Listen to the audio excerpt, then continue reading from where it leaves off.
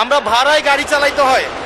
আমাদেরকে যদি আমরা লজ্জায় এটা বলতে পারি না, আমরা এটা লজ্জায় কোথাও বলতে পারি না।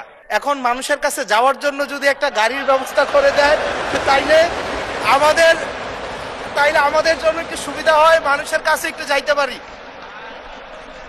এই মহান জাতীয় সংসদের কোন সদস্য আমরা ট্যাক্স ফ্রি গাড়ি নেব না।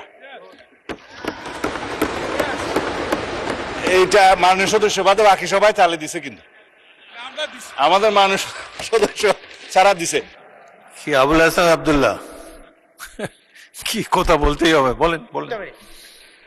আমি সব সময় হচ্ছে বিভিন্ন মানে বিরোধিতার জন্য দাঁড়াই। আজকে থ্যাংক ইউ জানাচ্ছি যে আজকে এই ধরনের একটা সিদ্ধান্ত নিয়েছেন। আমার এই অপোজিশন থেকে আপনাদের সবাইকে থ্যাংক ইউ জানাচ্ছি যে একটা বসার অন্তত জায়গা হয়েছে। আমরা লজ্জায় একটা কথা বলি না।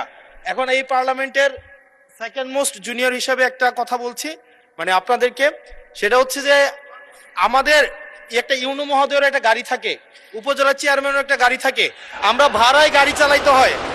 আমাদেরকে যদি আমরা লজ্জায় এটা বলতে পারি না, আমরা এটা লজ্জায় কোথাও বলতে পারি না। এখন আমাদেরকে যদি একটা বসার ব্যবস্থা করে দিছে, এখন মানুষের কাছে যাওয়ার জন্য যদি একটা গাড়ির ব্যবস্থা করে দেয় তাইলে আমাদের জন্য একটু সুবিধা হয়, মানুষের কাছে একটু যাইতে পারি। মাননীয় স্বরাষ্ট্রমন্ত্রী কিছু বলতে চান? স্পিকার, স্পিকার আপনাকে ধন্যবাদ।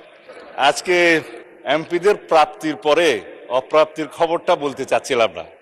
আমাদের মাননীয় প্রধানমন্ত্রী যেদিন সংসদ নেতা নির্বাচিত হয়েছেন, আমাদের পার্লামেন্টারি পার্টি মিটিংয়ে প্রথমেই দুইটা অনুশাসন দিয়েছেন যে আমরা এমপিরা এই নতুন পার্লামেন্টে জনপ্রত্যাশা অনুযায়ী আলাদা কোনো সুযোগ সুবিধা নেব না।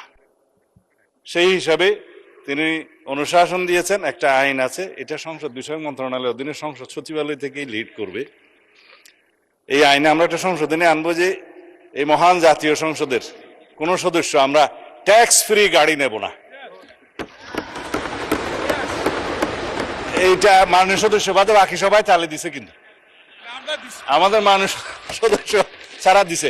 তবে সংসদ সদস্যগণ নয়, শুধু বাংলাদেশের এই সরকারের সমস্ত মন্ত্রী, সরকারি কর্মকর্তা যারা গাড়ি পায়, তেল পায়, সেটা আমরা ক্যাবিনেটে একটা ডিসিশন নিই। ইতিপূর্বে আপনারা নিশ্চয়ই নিউজ পেপারে দেখেছেন, এই ক্রাইসিসের সময় শতকরা 30% তেলের বরাদ্দ আমরা কমিয়ে দিয়েছি এবং কৃচ্ছ্রতা সাধনের উদ্দেশ্যে সরকারি কর্মকর্তাদের আপাতত লোন সুবিধা যেগুলো আছে সেটাও কাটিল করা হয়েছে ফর দি টাইম বিং।